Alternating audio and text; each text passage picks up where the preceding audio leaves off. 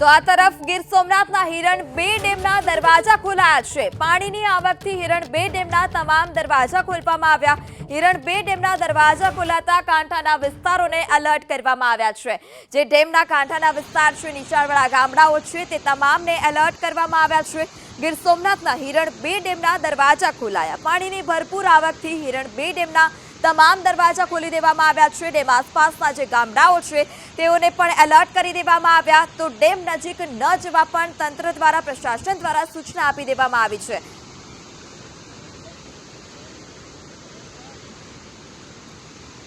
તો પાણીની આવકથી ડેમના તમામ દરવાજા ખોલવામાં આવ્યા। ગીર સોમનાથના હિરણ 2 ડેમના તમામ દરવાજા ખોલવામાં આવ્યા છે। આગળ વાત કરીએ પોરબંદરની, તો પોરબંદરમાં પણ વરસાદ છેલ્લા 1.5 કલાકથી માધવપુર ઘેડમાં ધોધમાર વરસાદ વરસી રહ્યો છે। રામદેવજી મંદિર સહિતના વિસ્તારમાં ધોધમાર વરસાદ। પોરબંદરમાં રેડ એલર્ટ આપવામાં આવ્યું છે। વરસાદની આગાહી કરવામાં આવી છે અને આગાહીને પગલે પોરબંદરમાં ધોધમાર વરસાદ। છેલ્લા 1.5 કલાકથી માધવપુર ઘેડ પંથકમાં ધોધમાર વરસાદ ખાબક્યો।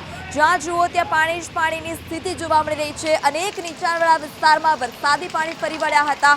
તો હોટેલો, દુકાનોમાં પણ વરસાદી પાણી ઘૂસતા નુકસાનીનો સામનો કરવાને લોકોનો વારો આવ્યો છે। ત્યારે પોરબંદરના માધવપુર ઘેડ પંથકના આ દ્રશ્યો કે જ્યાં ધોધમાર વરસાદથી રસ્તા પર નદીઓ વહેતી હોય તે પ્રકારના દ્રશ્યો। છેલ્લા 1.5 કલાકથી પંથકમાં ધોધમાર વરસાદ વરસી રહ્યો છે અને આ વરસાદને પગલે તમામ નીચાણવાળા વિસ્તારમાં વરસાદી પાણી ભરાઈ ચૂક્યા છે। ઘરોમાં પાણી ઘૂસવાની શરૂઆત થઈ ચૂકી છે। દુકાનોમાં પણ પાણી ઘૂસતા નુકસાની વેઠવાનો વારો આવ્યો।